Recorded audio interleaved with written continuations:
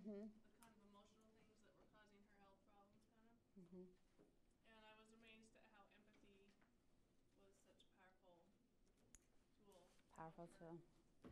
So obviously you had trust and rapport developed with this person because she asked you to take her to the hospital, right? To the doctor. To the doctor. So would you say that was kind of a given? You'd already had that foundation? Yeah. Okay. But that's exactly what we want. We want, trust and rapport needs to be developed before people will open up. And that can happen quite quickly, especially when we do those 3 core coaching skills. Okay. So, anyway. Okay. Well, today we're going to spend the majority of our time on motivational interviewing, and we'll talk briefly about nonviolent communication.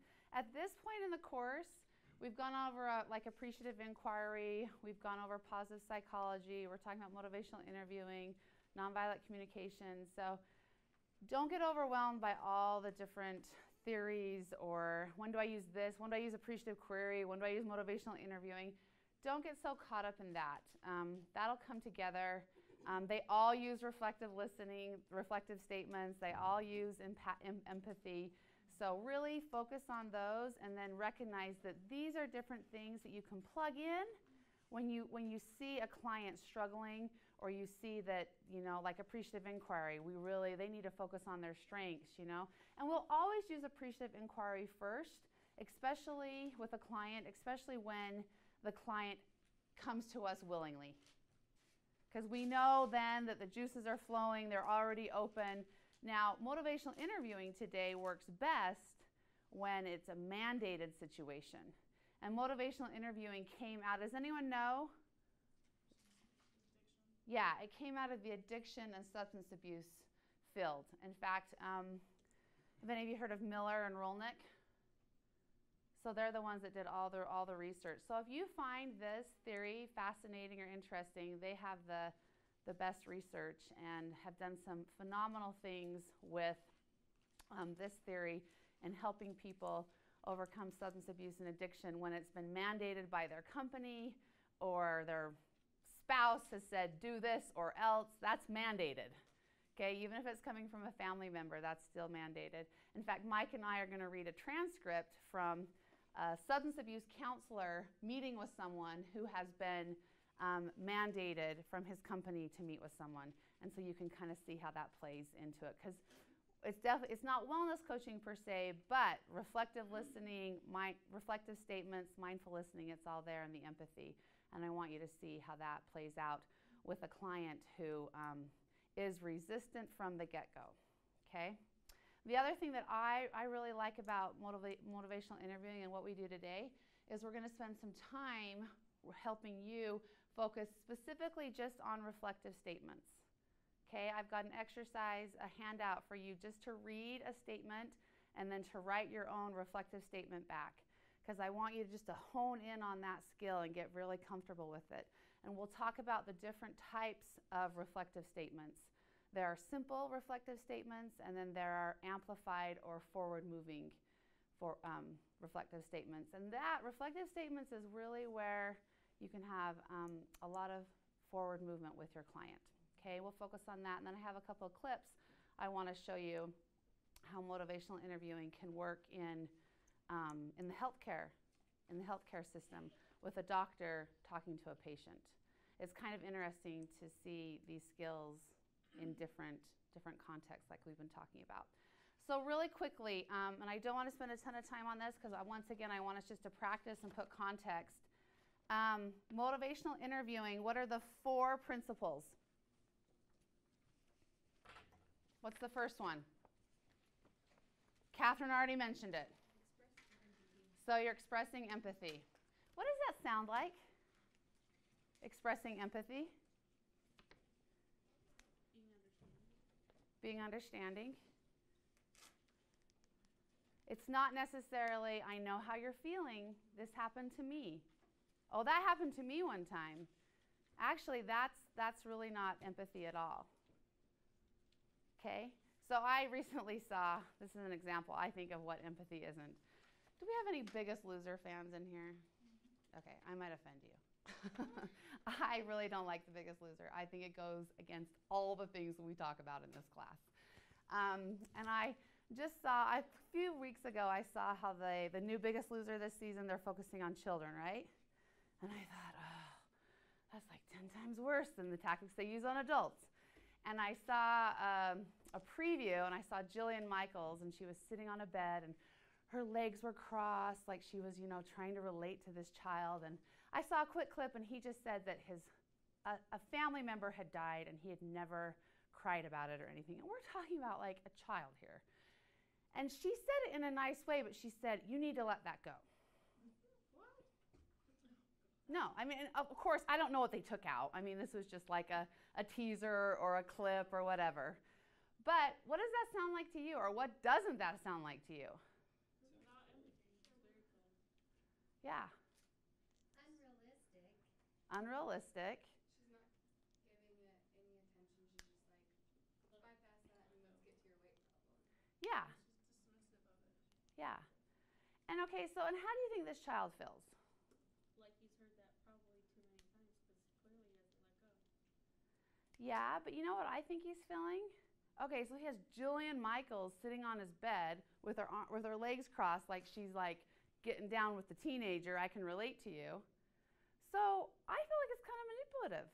He's got this authority figure who is all that in a bag of chips, and she really is. I mean, she's got the reputation, she's got the success, she's dressed very casually. So I think it's very confusing for that child. I mean, I just think, that authoritative, that expert opinion from someone you trust can be quite damaging because he thinks, the psychology behind it can be quite damaging. When obviously, do we all agree he probably needs to let it go? Yeah, but not. Yeah, he does. He does. But telling someone to let it go is not really the approach, right? Because he needs some empathy. He needs to feel understood, work through some things, and then he could probably get to these other problems in his life, right? Anyway, so that's an example of not expressing empathy. Go ahead, Lisa. With stuff like that, I'm almost wondering if Jillian Michaels or people that do stuff like that have ever even been in shoes like that. Do you know what I'm saying? Like when they have these authoritative people, like let's say for The Biggest Loser, like have you ever been overweight? Do you know what it feels like? Do you know how hard it is? Do you know how slow the process goes? Do you know what I mean? Like Yeah. maybe you had like this great childhood where they motivated you to work out and they did a lot of outdoor programs and put you in sports and stuff like that. But then there are some people that just can't afford it or don't have time or whatever, and then the kids might grow up to be obese. Yeah. You know what I mean? Like, and if you take two people that are like totally different ends of the spectrum, one actually doesn't understand the other. Yeah. Do you know what I mean? So Yeah. it's like if you say you understand, shouldn't you really understand? That's a very good point, and I'm glad you brought that up because you bring up a really good question. Kelly, do you have something to add to that? I was going to say, you don't have to have been overweight to have empathy towards people who are overweight. You don't have to have diabetes to have empathy towards people who have diabetes. You can still have empathy without experiencing it. That's actually what empathy is. So I'm really glad you brought that up because you don't have to have walked in someone's shoes to be able to express empathy and for them to genuinely feel like you understand where they're coming from. Right. Does that make sense? Yeah, but I had a hard time with this assignment. Yeah, no, because then I think this is hard, and I'm glad you brought that up because it's something to think through. I mean, like I want to say that I understand somebody with diabetes, but I've not really experienced it, and I have sympathy because I've read and I understand what it is and what it can do, but because I've never felt it, it's hard for me to say I understand. Okay, so no, this is really, really good. Mike, let's let Mike talk for a minute. So empathy does not mean that you understand what they went through. Empathy means that you understand how they're feeling right now. That's empathy. When they are describing what they went through, you don't have to know what they went through. You just have to be able to clarify for you and the client what they are currently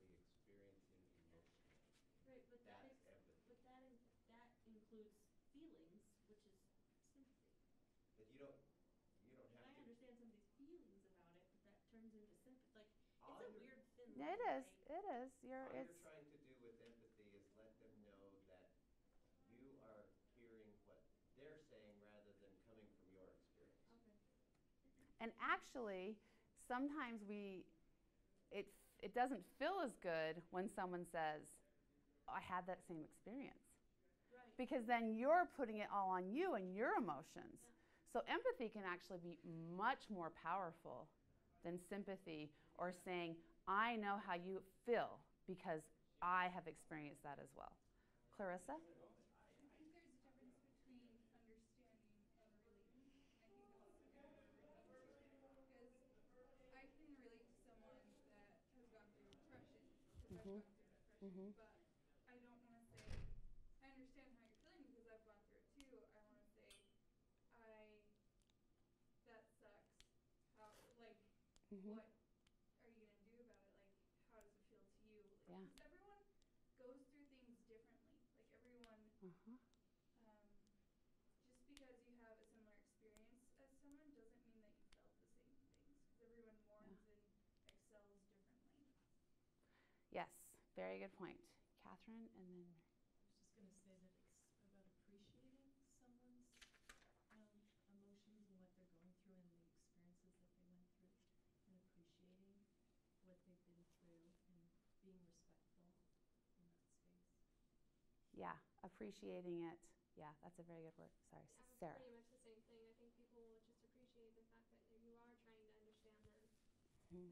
Because I think it's the fact that you're trying to empathize Mhm. that's more important than necessarily understanding. Yeah.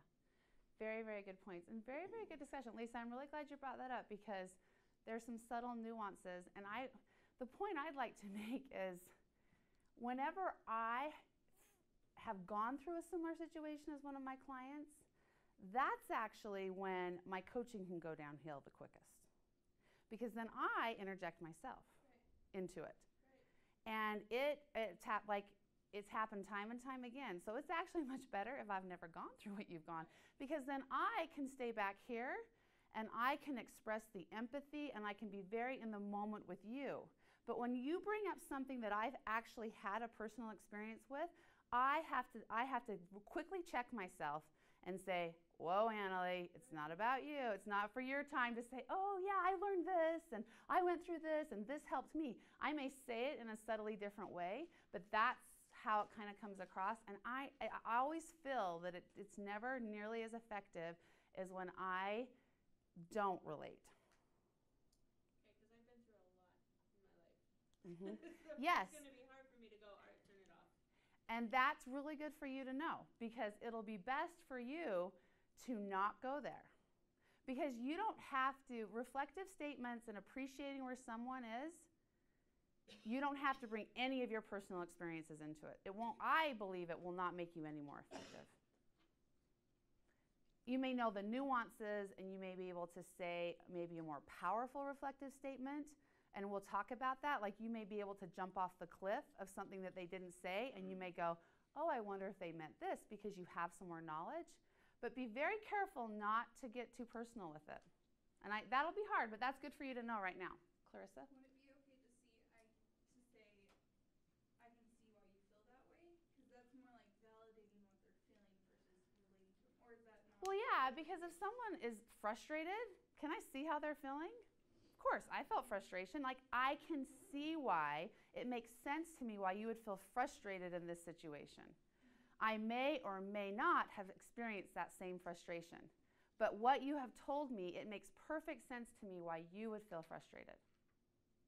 Does that make sense? And you don't have to have experienced anything similar.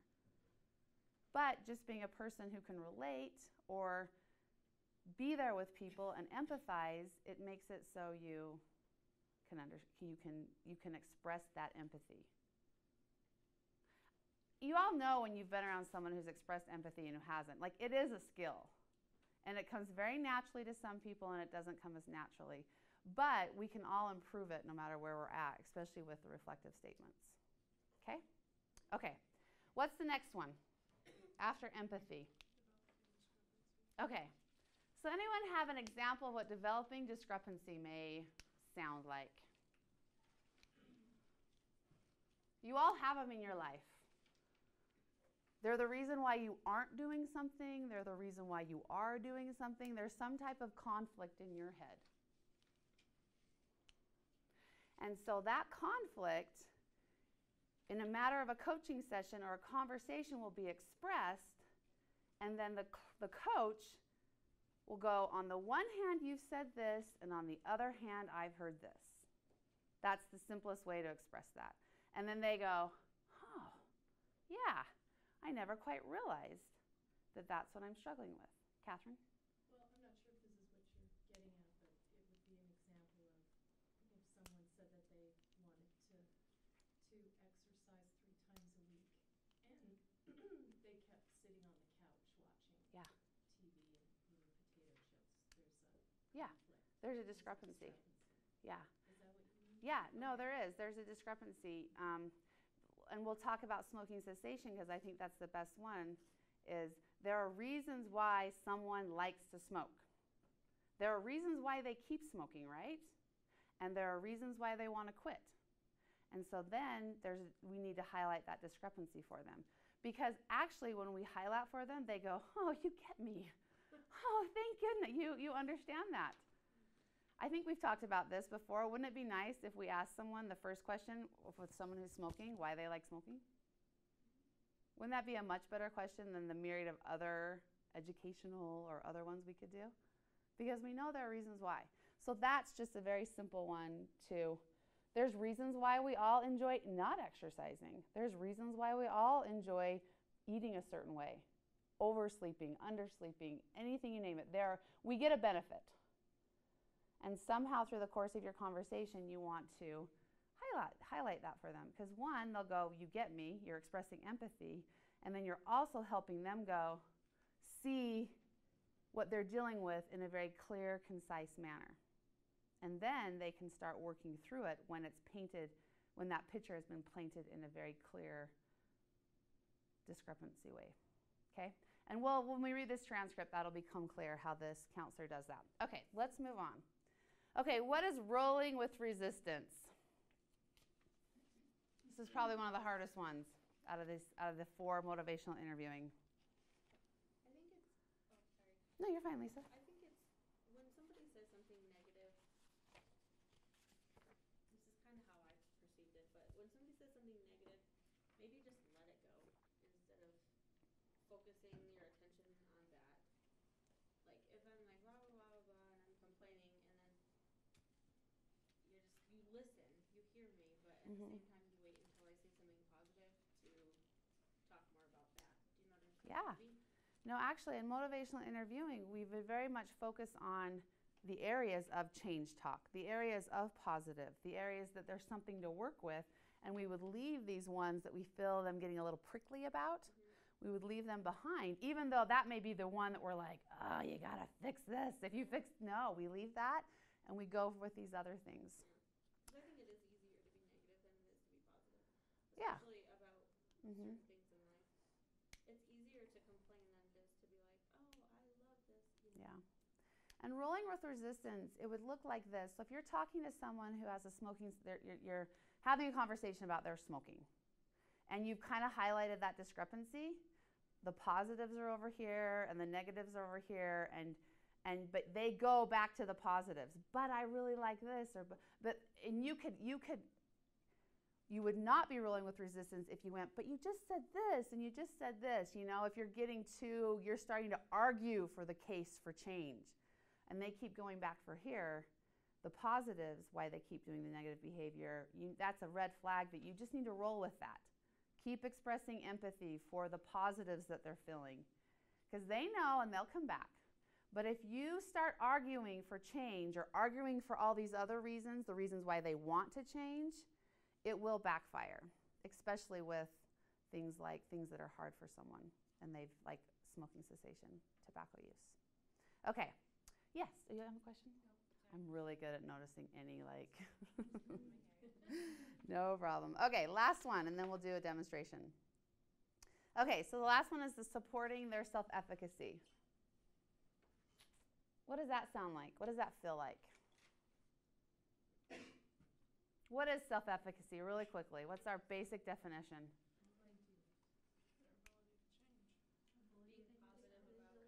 Yeah. It's their confidence in their ability to change. Okay, so what do we know about someone who's a smoker? Chances are, I can smell cigarettes from like a mile away. yeah. Still. Chances are they've tried to quit, right?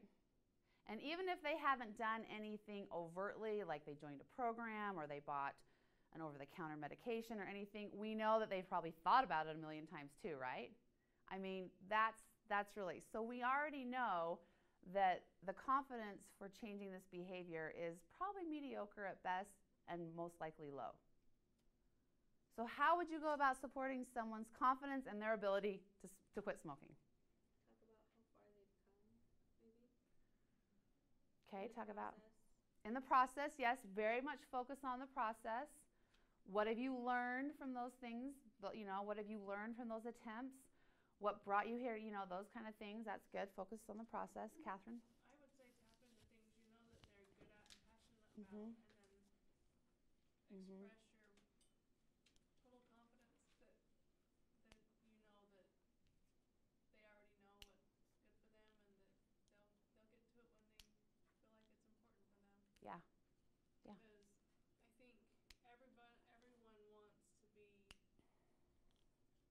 everyone wants a cheerleader, even though they Mhm. don't say, well, I want you to cheer for me. When Yeah. we hear the words that are good about ourselves, we all stand up a little straighter, and I'm not sure what button it pushes, but everybody wants to have their good things about them noticed. And so when you Mhm. notice those things, Yep. I think it validates the good things about them, and then they're more open to moving on to positive spaces rather than just being entrenched in, Yeah. but I like this, or whatever their reasons are. Yeah, because remember we talked about positive psychology, that appreciative inquiry. When we have positive thoughts and emotions running through our bodies, we have different chemicals, and it opens up a completely different perspective on life. Okay, Catherine?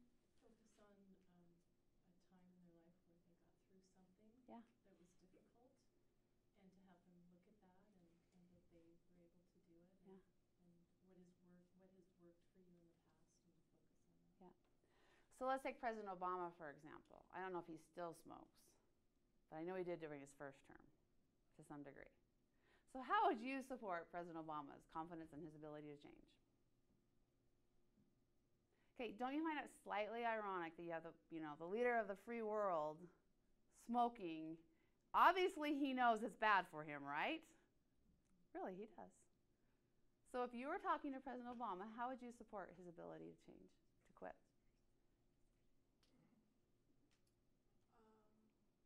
You could ask this question to anyone, but obviously we know he can accomplish things, right? Yeah. He can talk the country into anything. Why can't he talk the Exactly. So he's such a good talker. I mean, he's a good speaker. But I mean, he deals with lots of stressful situations, on and on and on. So there's a clear example, though, of someone who is very confident in other areas, has accomplished a lot, has overcome a lot, and still is dealing with this thing that's very, very hard. So how do we harness all of that and put it into here?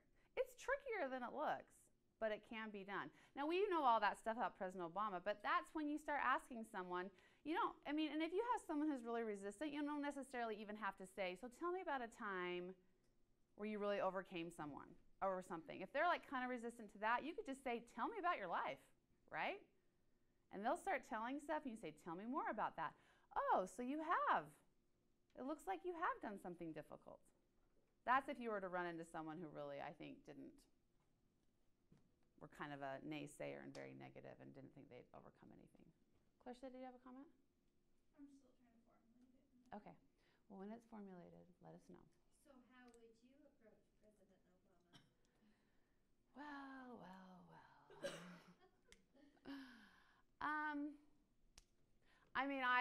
I probably would definitely express some empathy. It's a hard one, but I'd cut to the chase and say, why do you enjoy smoking so much? Probably because he's got a lot of stress, right? But he also plays basketball, so that should be, you know, I mean, I would just start developing some discrepancies, you know. Easy it has to be to hope. Isn't that his book? Yeah, exactly. And I would probably say that you would probably just, is it worth it for you to change right now? You know, once someone paints a picture for you, how likely do you think you're going to change right now? And if they're not, then you just say, hey, well, when you're done being president, give me a call. You know what I'm saying? I mean, you can have these brief conversations, and then you can cut to the chase very quickly. And just say, it's obvious you're getting a lot out of this right now. And it's obvious you have a lot of stress. And you don't feel very confident. So let me know if you ever change your mind. It's much better to do that than to like beat around the bush or spin your wheels. Because remember, you don't want to work harder than the client or the person that you're talking to or the patient or anything like that. Okay. Okay, well, let's do this demonstration because it's, I think, far more interesting than sitting and talking about all of the principles. It's a little long, but it's fairly interesting. So when Mike and I read this transcript, I want you to be looking for how this counselor uses the 4 different principles of motivational interviewing that we just discussed. Is this Bill or Terry? Bill. Bill.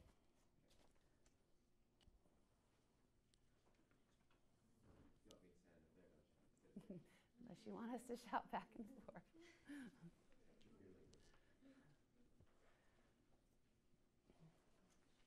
Okay, so this was done, just a little background. This is a real situation. It was done at the University of New Mexico at their Center on Alcoholism, Substance Abuse, and Addictions. Okay, so I'm Bill, you're John. That's how we usually do it. Yes. Okay. John, we talked on the telephone and I understand there was a problem at work and that you were referred here to talk about that. Before we start, I just want to explain that what we say here doesn't go back to your employer. It's kept here, so you can use this time in whatever way you choose. But I've been asked to talk with you and see if I can be helpful to you. So tell me, what's happening? I guess it was about a week ago Monday. We meaning myself and coworkers, got more or less caught in a random drug screen. Our company likes to pull these off every once in a while, and just the day before yesterday, they told me I need to come down and speak with you. Sorry, I just saw somebody sleeping already. That they found some things in there that they weren't too happy about, and here we are. Do you know what they are? I came up positive for marijuana. So this wasn't an accident or problem or anything. This was just a random It was just one of those even that you got caught up in. Event that you got caught up in. out of the clear blue sky kind of things. Did you know they were doing these, or was this kind of a surprise to you? Well, normally they do it as a condition of employment when you come in to get a job. The random ones are kind of rare. So no, I wasn't expecting it. Every few years in the company on a certain job you hear that they did one, but it wasn't expected, no. So it was kind of an unusual one, and you got snagged. Yep. So I would imagine that you were pretty angry about that. Well, it does make me angry, and it ties into some of my feelings about my personal life and how I want my personal life to be my own, and that it's private. And that I'm not exactly too crazy about my company or anybody else getting involved in it. So I was angry when I had to go down, and of course angrier when they found a positive result for marijuana. Because I believe that this is something I do on my own time, in my own life. I don't do it at work. Yeah, it's an intrusion into my life. So it's none of their business, really, in a way. I don't feel that it is. And so it doesn't affect your work as far as you're concerned. This is something that's apart from that. It happens in your private life, and really the company has no reason to be concerned about this. I don't think they should be. I won't go so far as to say that there's never been an occasion where a little excess partying on the weekend hasn't caused me to miss an occasional Monday here or there. Or maybe be a little tired on any given day. But I don't use drugs on the job, and so I don't feel that it's my business. So whatever the effects are, they're just like carryovers from the weekend or special occasions that might cause you to miss a Monday, might cause you to not work quite as well on one day. But using on the job is not something you have done. Right. Well, it sounds like you're recognizing a little bit that the company might have a legitimate concern that you might miss a day or be less efficient or something. But in general, this is your business. In general, this is your life and your choice. That's a pretty good description of how I feel, yep. Okay, so let me pause right there. What did the counselor do with my previous statement? Just You reflected wrote it back. back. Reflected back. He reflected back, but what did he do with his reflection? What's the second principle? Discrepancy. Very gently discrepancy. So you may, but it was still there, right? So there was still some discrepancies. So your company might have a reason to be concerned, but really not. Do you see that? Okay. Okay, if you will, I'd like to know about the drug use patterns, how that fits into your life, what kind of things you've been using, what kind of things you've noticed over the years with regard to your drug use. Well, marijuana's always been, ever since my high school days, pretty, I won't say it's an important part of my life. I guess in a way it's an important part of my life. It's been a pretty steady thing that I've enjoyed for the last 10 to 15 years. Since I got out of high school, I probably started early in high school. I don't use probably any more or less than I did back then, so I don't see it as a big problem. There's other people who do see it as a big problem, obviously, but to me, it's just a way to blow off steam after a long day at work, or if I'm doing something relaxing on the weekend or something like that. That's why I use it. And there's always been a little bit of fooling around with a few other things, but I think I've kept it pretty much under control. So I just see it as part of my recreational life. So really, it's not something you've worried about or wondered about at all. It sounds like there are some other people who have worried a little bit about it, though. Well, one is my wife, who's always on the safe side of everything. She smoked a little marijuana in high school herself. And when we got married, we smoked. You smoke together? Yeah, together a little bit, but she's kind of gotten away from it. So I guess it more or less entitles her to nag me about it now. But, so there's some resistance from that department for sure. And that's how it feels to you, that she's nagging you. That, like your employer, she's intruding into your private space and what really isn't her business. Yeah, well, in her case, I'll allow that maybe it's a little bit closer to being some of their business. Like, she had something to say the other day when I got back from playing cards with my friends, which I do every Thursday night.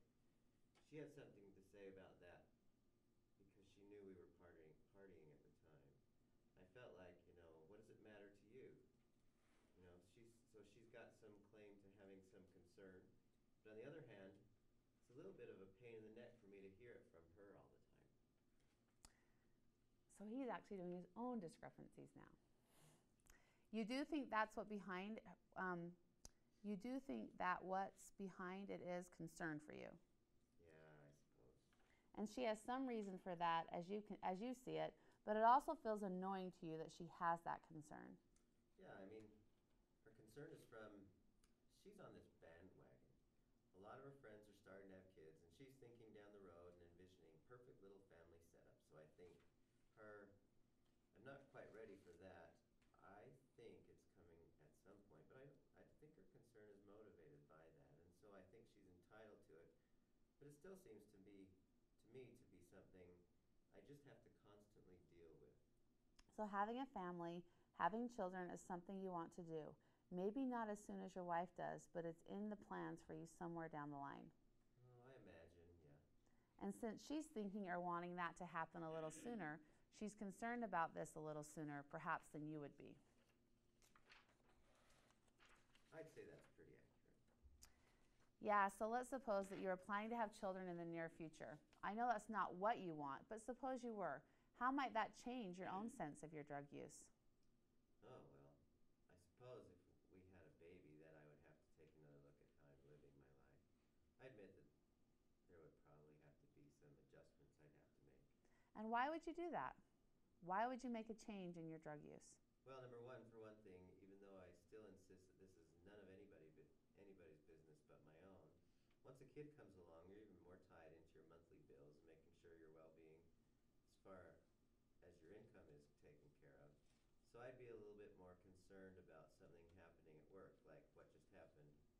If I play my cards right here, I'll probably get through this all right and keep my job and everything will be all right. But I don't know about if this were ever to happen again, so there would be that concern.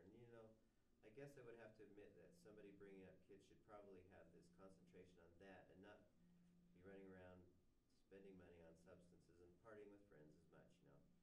Maybe a little bit different lifestyle would be called for. Which in some ways is part of what you don't want to give up, I sense. Not right now, I don't know. Yeah, and that's another thing I wanted to ask you about. What are the things you like about your drug use? What's good about those for you? Oh, I don't know. You know, when I get together with my friends, it just becomes so much a part of what we do that it's hard to stop and say, well, what do I like about it? I like the feeling. I like the way marijuana in particular makes me feel. You know, we'll go off, whether it's a card game or baseball game or whatever the heck we're doing, or camping or fishing. Sometimes I go camping or fishing with my friends. It's just part of the relaxation, you know. Smoke a joint, you know, kick back, relax. It's just like the whole feeling. So it's really mixed in with having a good time with your friends and partying with them and maybe getting away from the hassles from everyday life. I'd say that's pretty much what marijuana does for me. And then you said there were some other drugs also. What is it that you like about those?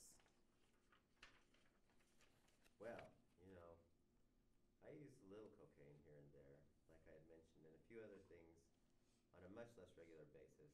Let's just say, I don't know, it's hard to describe. I feel like there's a need to really blow off steam sometimes, I guess. My job, working life's a very high pressure one. I'm responsible for 15 guys working for me. I have to take orders and respond to a lot of pressures from my superiors, and it's always on in terms of getting things done and meeting deadlines and getting all the paperwork in. They don't care that I was out there getting the job done. Then they turn around and say, where's the paperwork? It's one of these deals where I feel I'm ready to explode sometimes from just getting the pressures, from just the pressures working life brings me. I just like to blow off some steam, I guess would be the best way to put it with those things. So you have a lot of responsibilities. The job you have, you're working with a lot of people. You oversee a lot of people.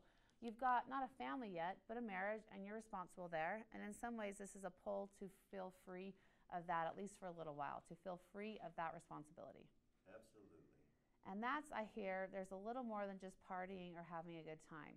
As you said, need, that there's a sense of it might be hard to deal with all that if you didn't have these drugs to use. That in a way, you need these to break the tension, to get away from the stress and the responsibility. That's true. That's how I've been using those substances all along now for quite a while. I can't envision not, you know. So it's hard to say how I would function if I couldn't or didn't. You're a little bit nervous about how you'd get along if you weren't using these things to blow off steam, to let down. Definitely. You mentioned marijuana and cocaine. What else? You said there are some other things too. Well, every once in a while. For a while there, I was on the road. I did a job out of state. The guys I stayed with up there were all into, this is actually back about a year, we're all into heroin. You know, there's been a lot of news for the past couple of years about heroin has kind of come back, you know, and I wasn't really into that stuff in high school or anything, but And that's really changed. well, it has. It sort of, I have to admit, it sort of got my curiosity going a little bit. You know, my own personality is like, I'll try anything once and see if I like it. So, kind of got the best of my curiosity. So, to be thoroughly honest with you, and I'm assuming that our conversation is confidential here. Yes, it is. And it won't go anywhere. For the last year or so, I've used heroin off and on, let's just say a couple of times a month, something like that. So a little of that. I've used speed on occasion, but it doesn't do much for me. I don't really care for it too much. So if there's nothing else around and somebody's got it, I'll do it, but that's about it. But in terms of getting away from it and life and stepping out of your stressful life, stepping out of your responsibilities, what heroin does has been more attractive than what speed does. Most definitely. I always like to call it a mini vacation almost. A drug vacation? Yeah. Yeah, what's your reflection on that? In high school, you said you weren't into heroin. Marijuana was there. That's kind of continued. And now you find yourself using heroin and speed and some other things. As you step back and look at yourself here and you're saying, where am I going in life? What have you thought about that? Well, I guess at one time I was pretty much anti-anything other than than marijuana, you know. I had taken that attitude. I'd taken that sort of approach. That's where you drew the line.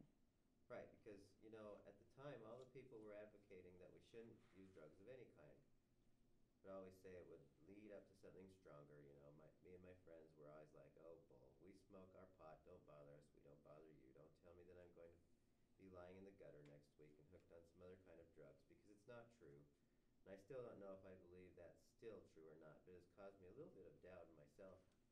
Just to sort of, I've had to change my philosophy a little bit to make room for that, because now here I am sort of indulging some of those things, and so it's caused me a little internal conflict, I guess.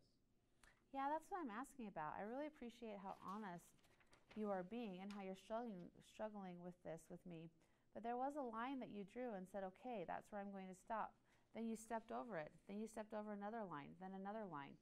That is what I'm asking about. Are there moments where you say, gee, where am I headed? I guess there are. There are a few moments where I'm wondering, not so much that I can't envision the kind of life that I want to be leading in another year or so. I'm wondering, how am I going to get from where I am now to there? I keep thinking that when the time comes, everything's going to take care of itself. And I'm still so sure that it's not going to be the case, but I don't know. I hear a confidence that if you were to decide that you need to make a change there, if you were having a baby, for example, that you could make that change. You feel pretty confident that you've got the ability within you, and it's more that you haven't seen the need in doing that. Right. And in some ways, you don't want to see that this is the time, because it's a letting go of something that was dear to you. That's true, because part of what concerns me, or what my fear's about, that everybody wants to tell you that, well, once you pass the sort of point of no return, that you've got to completely radically change your whole life, and that you're never going to even have a beer again, and you're going to have to put down all your toys completely, and that sort of stuff. So in a sense, I'm kind of afraid of what changes I'm going to need to make, or what someone's going to make me do to try to get to where I can keep things cool with the family and a job and all that kind of stuff. Those are what my fears are about. That someone would make you make that change. Yeah, what you say is absolutely true, that it's up to you. No one can make that choice for you. No one can make that choice for you.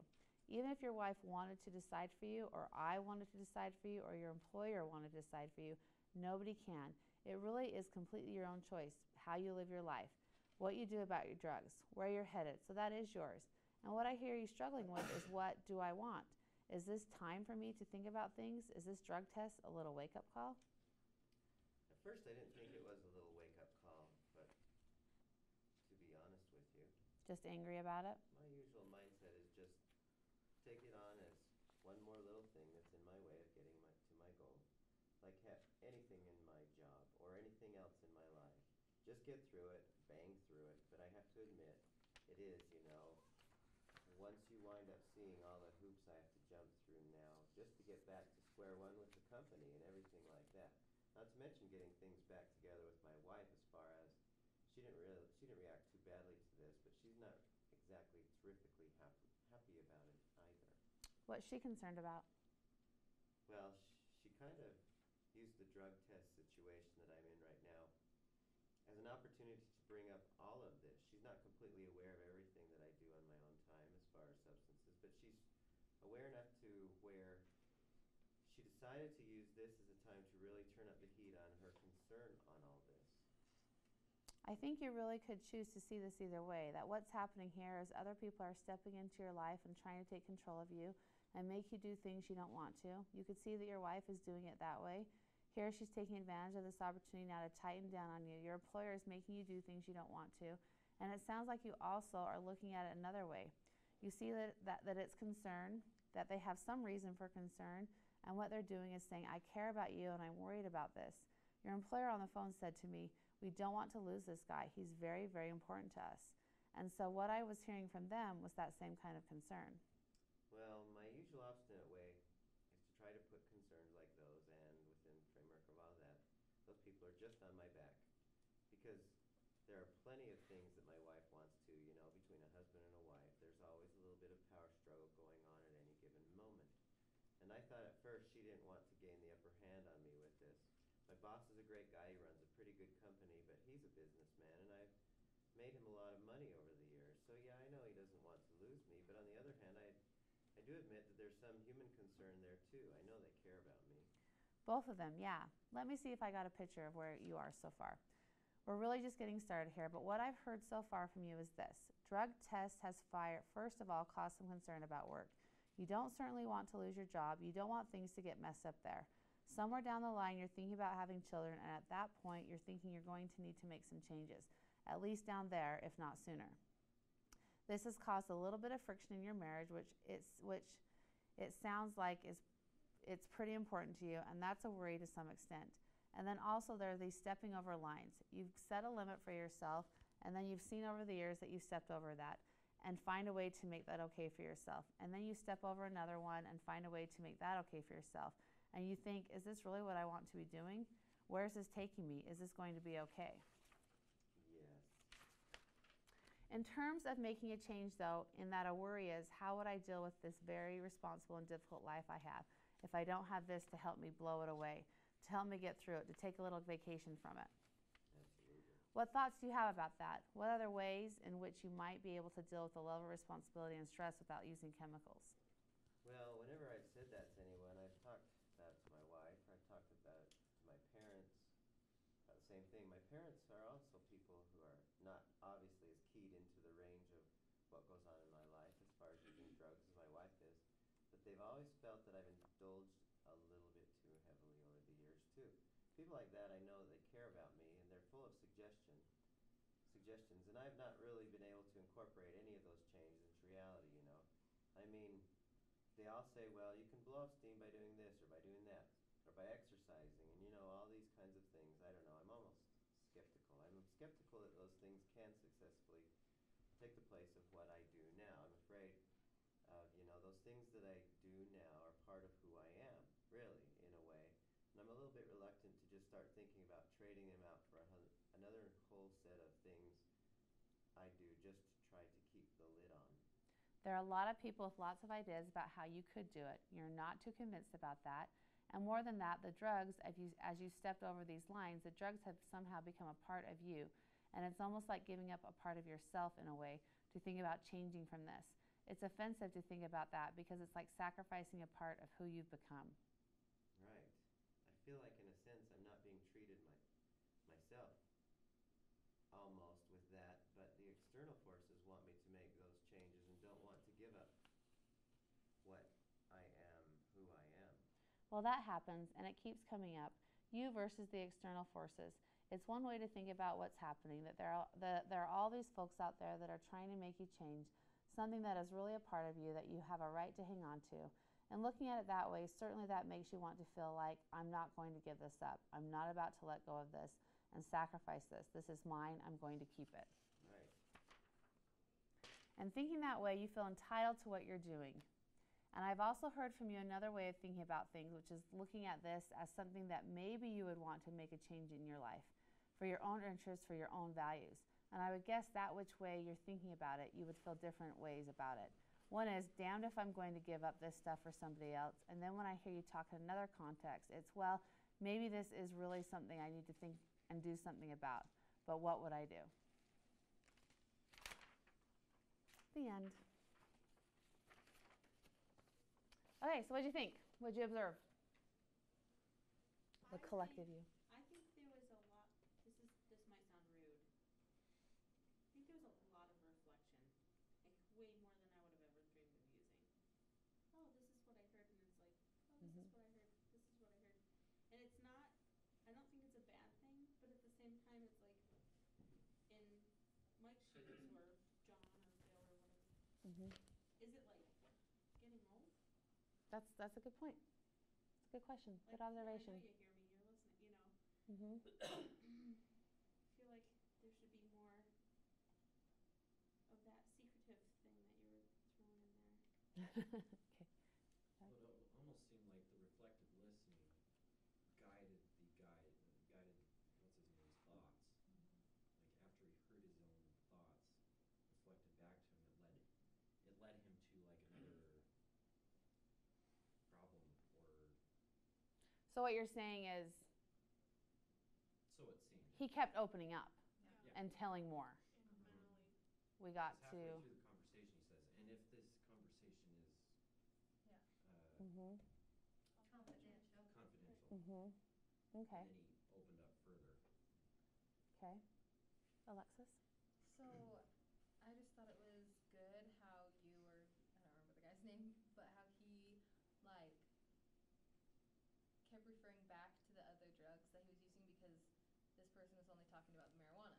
And so you knew that that wasn't the only drug and the only thing in this issue. There was more to it. And so instead of just ending with that and just going along those lines, you knew that there were more things to he could open up about. And so you didn't just leave it there. You asked questions. So you've been referring to these other drugs, like how, you know. And I just thought that was cool that everything he said he's been using or whatever he brought out. Well, and a substance abuse counselor comes into these situations with a little bit of a profile, right? They know chances are this guy is doing more. So he'll pick up on that and then he'll go there. You know, so there is a little forethought coming into these as far as, but you saw, I mean, he knew that, and then he picked up on that language, and he made sure when it was appropriate that he was going to get back to that and see the extent of it. Clarissa? I thought it was really important that you kept on having him own his actions. Like you put him in the driver's seat of his life, and like, where do you want to go? Does that make sense? And the guy just kind of opened up to seeing other possibilities of what he could do with his life. Did you see the empathy expressed? That was pretty apparent through all of it. Did you see the developing discrepancies? All the time, right? In fact, Mike was doing it himself, you know, so the counselor really highlighted that. Did you feel the rolling with resistance? Because at the end of that conversation, where were we left? There wasn't any action. It wasn't like, now I want you to stop doing drugs. There was nothing. No. It was just a conversation. Because the counselor was really feeling his way out. So what do you think about all this? And Mike or Bill, he kept bringing up, on the one hand, these external forces, and on the other hand, so the counselor was like, this is where we're at. We are at the discrepancy stage. We are at this internal conflict. We have not, you know, so he left it right there. At the end, though, he still brought up, I've heard this and I've heard this. So that's why, I mean, that's why with this population, this motivational interviewing, and I think that's what you're seeing, Lisa, is it takes a lot of patience. And it takes a lot of reflective listening. Because I think it's very easy, and this is why this is just part of wellness coaching. Wellness coaching is not this. Reflective statements are huge, but I think you saw extensive reflective statements because we have a highly resistant client.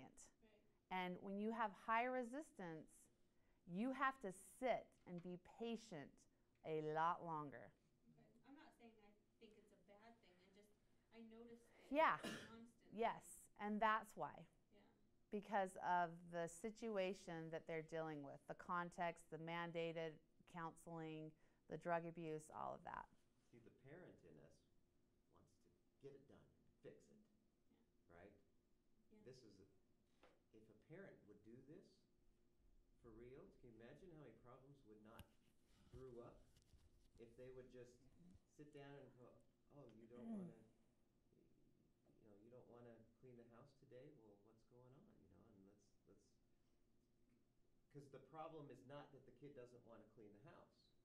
You peel away a few layers of the onion and you go, oh, you're really ticked off about something that went on at school. But if you just go with, you got to clean the house, who cares how you feel, this is what we do at our house, then you haven't captured the opportunity to find out what is going on with the problem at school.